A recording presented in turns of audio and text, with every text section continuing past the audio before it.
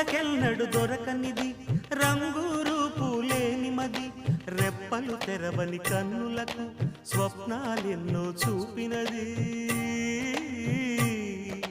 వెచ్చని చెలిమిని పొందినది వెన్నెల కళగల నిండుమది కాటుక చీకటి రాత్రికి బాటను చూపే నేస్తమది చేతికి ఆదని జాబిలిలా కాంతులు పంచే మణిదీపం కొమ్మల చాటున కోయిలలా కాలం నిలిపే అనురాగం అడగని వరములు కురిపించి